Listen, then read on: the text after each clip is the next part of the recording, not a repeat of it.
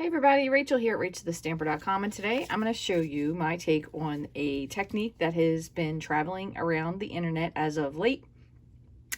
It is, I don't even know what we call it. I guess you could call it a Joseph's coat blackout technique, maybe. I'm not really sure.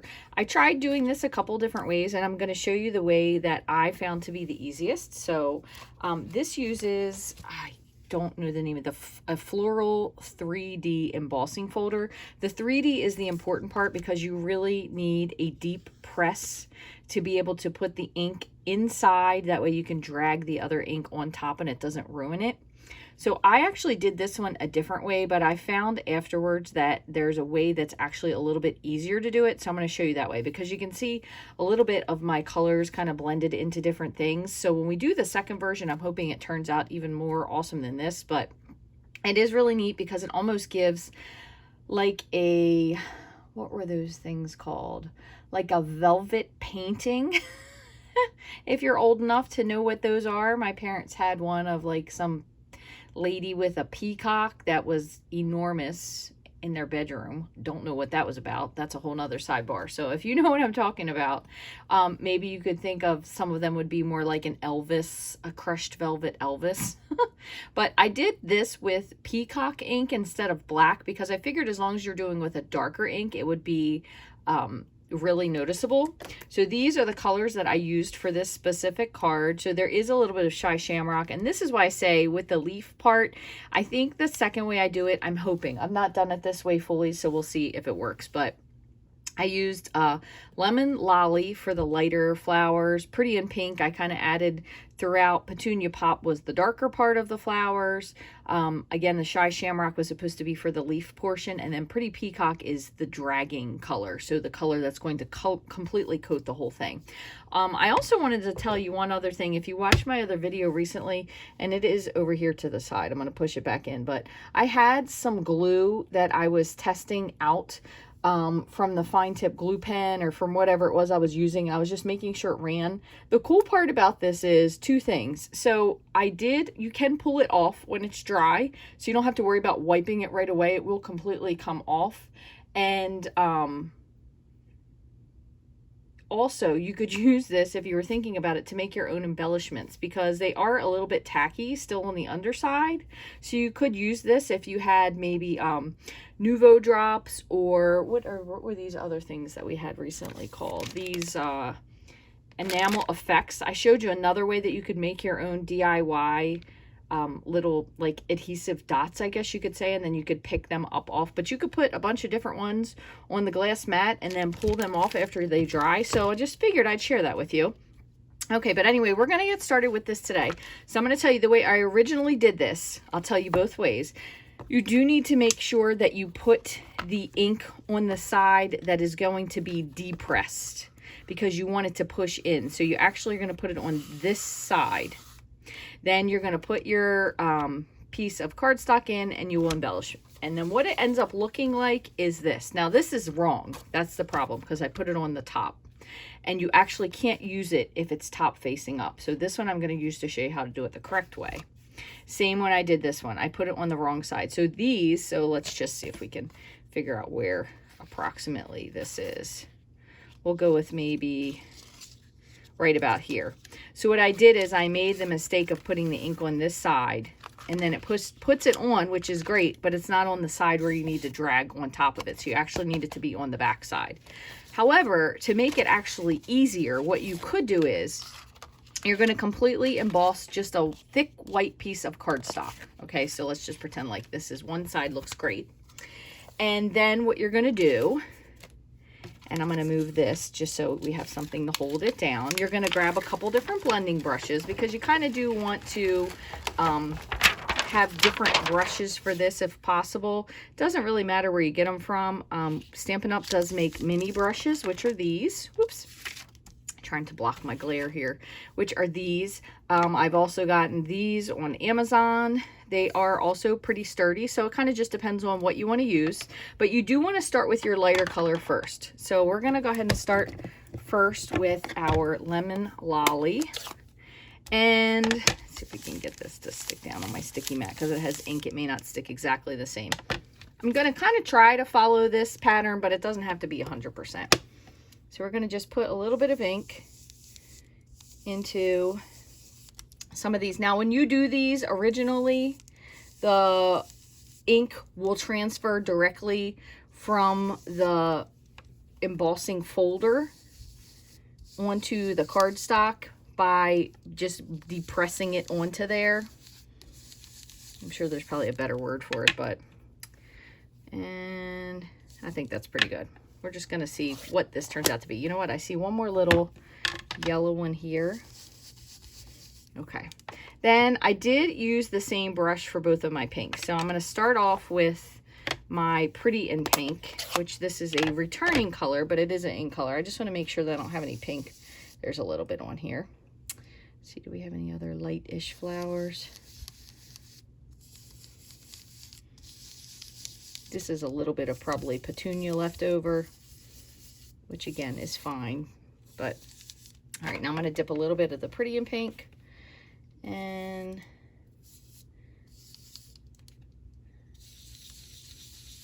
you really want to make sure you're getting down into the nooks and crannies of this. So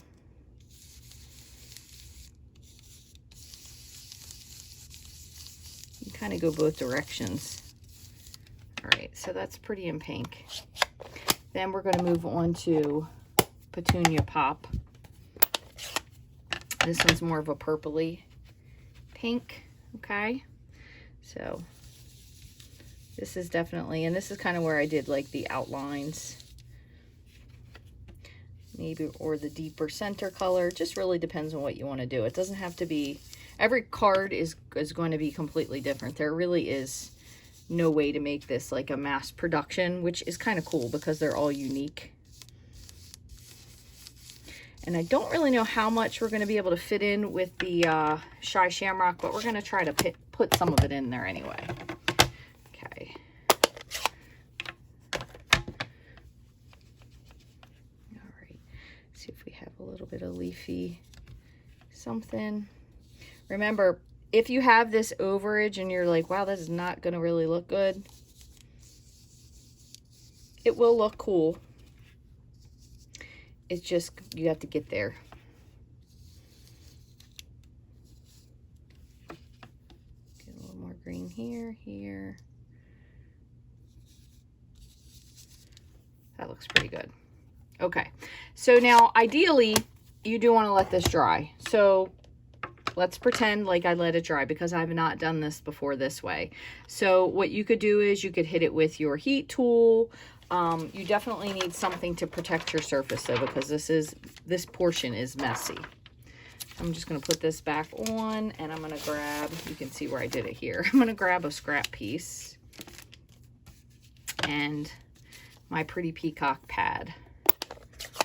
So I'm just trying to kill just a little bit of time while we wait for this to dry a little bit. The other thing I did was I had extra, so I ended up cutting this off. And I just put a little piece on the inside because I thought it looked pretty cool. So that was just a little inside piece. This piece, or this sentiment here, is from Simply Said Birthday Wishes. I think I'm going to do Happy Birthday because I think with just a straight line, it would look kind of cool. So while we're waiting just another moment for that to dry, I'm going to go ahead and just pop this on a block. Try to make sure it's nice and straight down here. So I have this on a block, and let's see if we can find a little scrap piece. We'll just use this for now. And I did use earlier, I used Petunia Pop, but I'm just going to stick with our Pretty Peacock, and we'll just see what it looks like. And I just stamped that really small at the end, so we'll cut that off. Okay. So now what we're going to do is we're going to drag ink, and remember, we're basically aiming to cover up all of these little in-betweeny spots. Everything does look very dry, all these little in-between spots. So this is the part where I'll say it will get messy. And if you're pulling, you generally want to pull from the end that doesn't have this label so it doesn't open when you're doing it, okay? But all you're going to do is you're going to just take and drag. And it will take sometimes more than one drag. Now you are going to notice that it does color some of the flowers, but that's kind of the part of it, because part of it will be sticking up. So you have different levels of the way the card is. So you can see kind of like a before and after. But it really does make the rest of it pop because it adds the darker color. So again, you could do this with any color. You could completely do it with black, but I thought instead of doing black, since it's such a dark color, and I just want to grab just a little piece of scrap here just to hold this so I don't get this all over my fingers. And for the last one, we're going to drag down.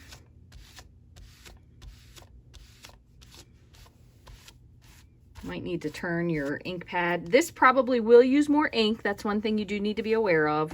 And I'm going to just rotate this one more time and just go over this bottom portion once more. There you go.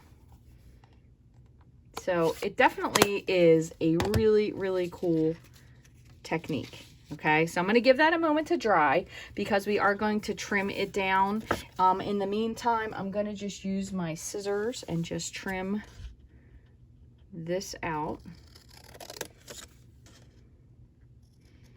And then what you could do for this one, since it's Let's Celebrate, I don't know why I thought it said happy birthday. Oh, because I grabbed the wrong one. Well, you could put happy birthday on the inside. Gonna just trim that down really close. And then we're going to trim this up, and we can use whatever extra piece we have for the front, okay? So you could do this. This one originally was finished on Pretty Peacock, but if you wanted to, you could also do it on Petunia Pop. So let's do that one. We'll see which one we like better. But I also did layer this onto a piece of white just to give some contrast. So let me just grab a white panel, and we'll give the Petunia Pop. Yeah, I think that'll look cool. We'll give that one a shot. You could do this with any color, but since those are the colors in it, that's what I went with. I'm going to slide this up just in case you are a new person to Stampin' Up! Or card making in general. This is a full sheet of cardstock. It's 8.5 by 11. And you can either score this at 5.5 and then cut in the middle to get 2 sheets, or you could score it at 4 1/4 on this side and cut in the middle to at 5.5 to get 2 sheets. So I'll show you what I mean here. This card is really simple to make once you get the technique down. So if you cut, so this is scored in half at 4 1/4, and then if you cut it here at 5.5, and I'm just going to score so you can see what I mean, you would have 2 short and wide or hamburger, or this would be 2 hot dog, long and thin. So it just depends on which way you want to do. So I'm going to go ahead and just trim this at 4 1/4, and then we'll have 2 card bases that fold like this. Okay, so this one we'll save for another time. And then I'm going to cut this down to 4 by 5 1/4. Go with 4 this way. Is this 5 1/4 I can do? Yeah, perfect. We'll just cut this off to 4. And then we'll trim down the front of our card. I think this is 5 1/4. I just want to verify. Yep. So we'll cut this down to 3 3/4 by 5. And you could put this on the inside if you wanted to, long ways. Just depends on what you want to do. You could put a piece of it on the front of another card. Put it on an envelope. Oh, you know what? I need one more piece. Now that I think about it, for the inside. Normal inside panel would be 5 1/4 by 4. We have one to put our little layer onto. So that would be, you could put this on the bottom instead of putting it on the side. Just depends on what you want to do. This one's just a little hair too short, so I think I'll probably go with this side. Okay, but prior to that, let's just layer this. Now, because you used, this is a 3D folder, you definitely want to use some heavy duty glue for this. I'm going to just put this back down just so it doesn't bleed on anything. So you want to use a heavy duty or a good amount of liquid glue or a really good adhesive. Like, I hesitate to say to use Fast Fuse Plus or whatever the heck it's called, Stampin' Seal Plus, because I feel like sometimes Stampin' Seal Plus really can get to the edges of your card stock and it rips it, especially when you have something that's 3D. So I am having trouble with this bottle, so I'm going to just go over to my fine tip. Hope I didn't goober this one up too. I need to order my, clearly, still need to order my replacement pins. So this amount of glue might be a little excessive, but I've not used this before.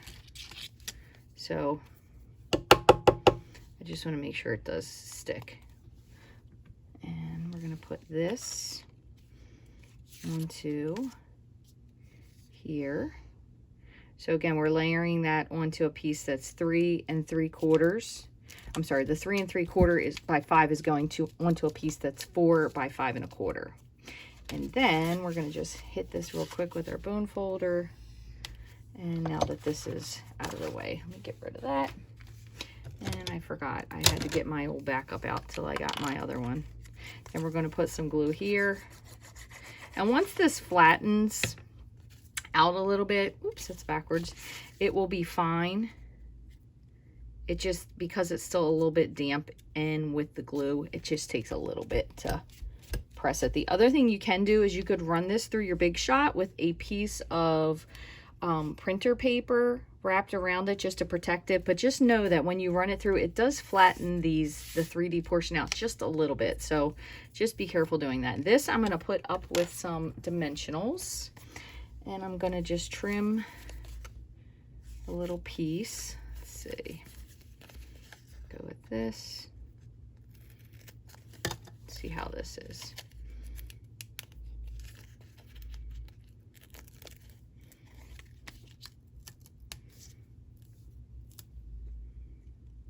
I'm gonna have to put one more right at the end there.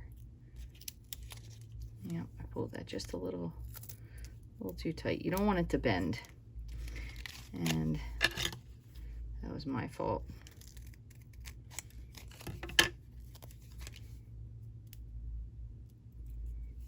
Just put this little extra piece and I'll just trim this off. There we go. So I also added some rhinestones. I kind of was just, you know, winging it with this because, as y'all know, I've been trying to get through my embellishments and my ribbon prior to buying any more. So I did use some. This was in part of a combo, which, gosh, this is so old. If you remember this, it was this and this and this gold. So I just used a piece of this.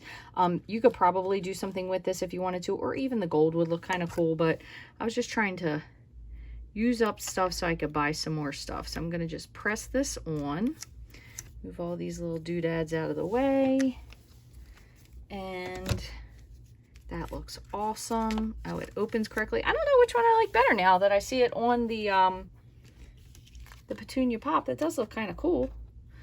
Put this over here, and then we have this one piece left, and I think I'm going to just use a little bit, and I shouldn't have put that away. Oh, this one's from a different card. This is from a card I made the other day.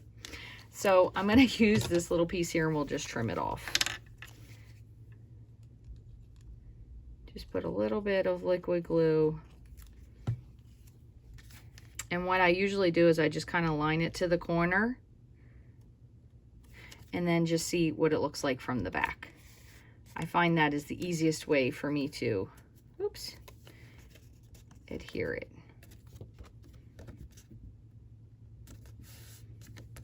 Just like so. And if you do get any little glue smudges, they do dry clear, so you're good with that portion. Then if you wanted to, you could put your happy birthday on the inside as well. You could put this either direction, really just depends on which one you like. I'll put this the opposite of what we did the first time. But I think when you do this, the other thing that you need to do is just to choose some colors that are kind of complementary to each other. So for example, if you have like a light pink, go with a darker pinkish purple, or a light purple and then a darker purple. You need something contrasting like a green or a yellow. I think you could also do this, really would look cool if you did it with blues and oranges and maybe a purple. But the main thing you need to do is pick whatever is going to be your darkest color, and that's going to be the color that you drag across the top. So which do you prefer, or do you like both of them? Let me know in the comments. If you have any questions about how to do this technique or anything else, please feel free to shoot me an email, to send me a comment here on YouTube. I do answer all my comments. If you have a comment on YouTube that I can answer for you, if you have any questions, if you've done this with a different type, and then you can see I did add the little rhinestones and the ribbon here, but you could do that or skip it. It just depends on what you want to do. I want to thank you so much for taking time out of your day to stop in and visit with me today. I really appreciate it. If you haven't already, I would love for you to follow my channel. All you have to do is click the subscribe button, turn on the bell for notifications. If you have a friend that you think would like these cards or like to learn about this technique, you can click share and send them the link to the video. They don't need to be subscribed to YouTube, nor do you. The only reason you have to be subscribed to YouTube is if you want to like things. That way it will keep track of them for you and leave a comment. You just need a free Gmail account. So it's not anything that requires any amount of money whatsoever, in case you've been hesitant about that. Thank you so much for joining me. I will have all of the products that I used below listed. So if you hop there, I will let you know everything that is used for this card today, and you can click the link. It'll take you to my online store. And I do have blog posts for this now, but I've gotten a little bit more minimalist with my blog posts because they are very time consuming to make, which I don't mind, but I'm just not sure that people actually use any of the stuff that I've gotten there. So if you do click the link to my blog post, they're really, really light. So basically shows you pictures of the card. It has all of the supplies. It has all the colors used. It has a link to the YouTube description, or to the YouTube video, which will bring you back here as well.